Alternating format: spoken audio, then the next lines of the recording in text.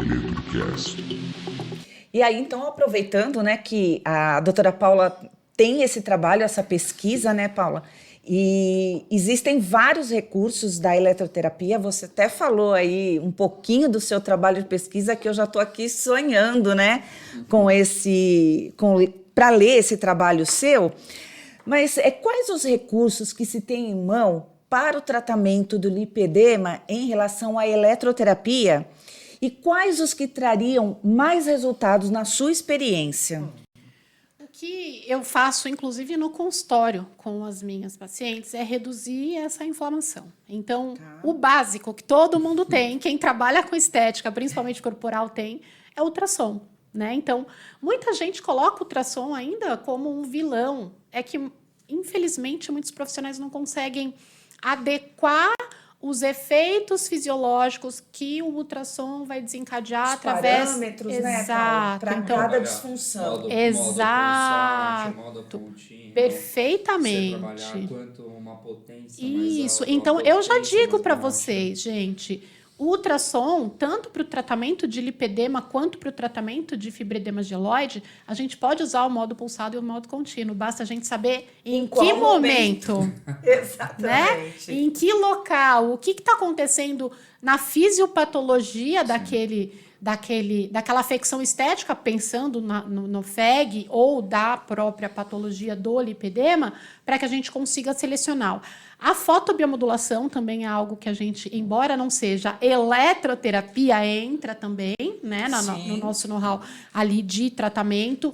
E aí a gente pensa em laser LED no comprimento de onda do vermelho e do infravermelho, né, que a gente tem impactos bem importantes. Terapia por onda de choque é algo que traz... Você tem, vamos dizer assim, você trabalhar com ondas de choque, uma energia, que você consiga dosar uma certa energia, é como você falou, a mesma coisa do ultrassom, você tem que saber exatamente qual que é o momento que você vai entrar, principalmente no ondas de choque também. Porque onda de choque você gera um pico muito grande, vamos dizer assim, de energia, numa área muito pequena, né? Então, se você está trabalhando com pneumático, ou você está trabalhando com piezoelétrico, né? Ambos você tem uma liberação ali de óxido nítrico, só que depende efetivamente do quanto você ajusta desse parâmetro. Perfeito. E tem algumas coisas assim que, por exemplo, né, a gente está falando de recursos eletrotermofototerápicos, né? Então, a gente falou da fototerapia, falamos do ultrassom, do onda-choque e da pressoterapia, né? Que seria interessante. Era o próximo. Eu acabei te Exato. antecipando. Então, a gente pode usar aí a bomba pneumática, Pegar um né, sensor. como um dos recursos para o tratamento dessas mulheres que têm o lipedema, justamente porque a gente tem um edema ortostático bem importante. E a gente tem um outro recurso que não cabe bem em um recurso direto para o paciente, que é a plataforma vibratória.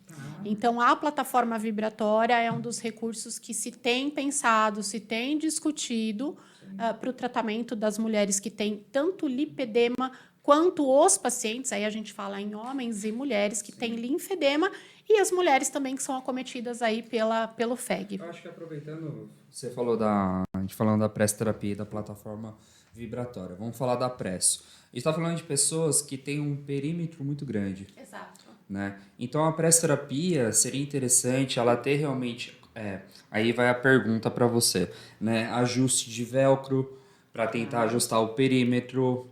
E aí, qual que seria a máxima importância na pressoterapia para você trabalhar a parte da pré-guinal? Por que seria importante trabalhar essa região exclusivamente, assim, na pressoterapia? Um conjunto como um todo, claro, né? Mas a pré-guinal é importante, porque eu vejo, né, muitas pressoterapias de mercado que trabalham com uma bota só de um lado, trabalha com a bota só numa região, vamos dizer assim, não chega na região da prega, uma bota onde não tem um ajuste de velcro, ela é um zíper, então ela não ajusta. Queria que você falasse um pouquinho sobre isso.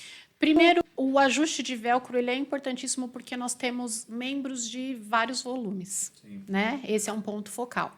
Segundo, que se a gente não tiver esse ajuste, a gente faz lesão de vasos coletores. Ao invés de trazer benefício, a gente piora o quadro. E terceiro, essa abordagem na região inguinal, ela é de fundamental importância porque é ali que a gente tem os linfonodos inguinais. Então, essa micromassagem, vamos dizer assim, que essa pressão positiva vai fazer a estimulação desses linfonodos para a filtragem dessa linfa que está sendo captada, desse líquido intersticial que captou. Aquela área do triângulo de Scarpa, né, Paula?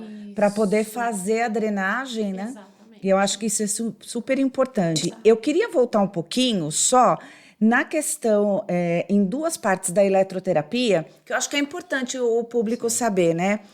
Em relação à fotobiomodulação, nós fizemos até uma apresentação em relação a isso, né? Quais foram os resultados que você teve utilizando a fototerapia nos casos mais graves de lipedema? Como que foi isso na sua experiência? Porque eu acho que é importante o pessoal saber usar direito a aplicação e o tempo, os parâmetros da fototerapia, né?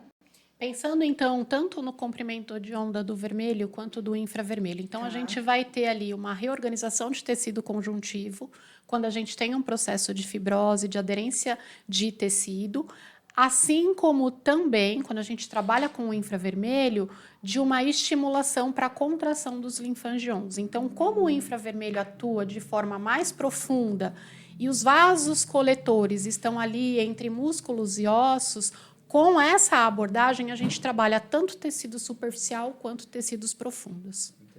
Muito interessante. E em casos mais graves, Paula, você obteve resultados com a associação? Porque hoje, o que eu vejo, Paula, muitos profissionais, né, respeitosamente aqui, eles têm a proposta de fazer associações da eletroterapia, né, Murilo? A gente discute bastante isso aqui na empresa. E como que você vê, Paula, essa associação de eletroterapia que está acontecendo e que nós temos que pensar nisso numa forma segura e obter resultados para os dois lados, né?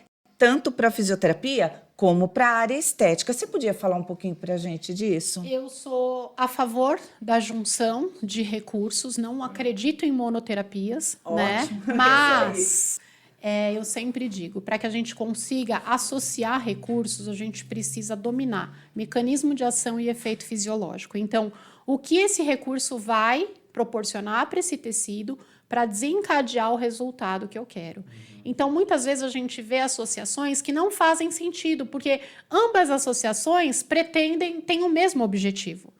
Né? Então, esse é o nosso ponto focal quando a gente pensa em associação de técnica, inclusive com o recurso manual e a colocação de bandagem, enfim. Então, a gente sempre tem que pensar em mecanismo de ação e efeito fisiológico. O que esse meu recurso vai desencadear nesse corpo para que eu consiga ter esse benefício? E aí, não casar dois recursos que tenham a mesma intenção, porque aí acaba não fazendo sentido. Exatamente. O EletroCast.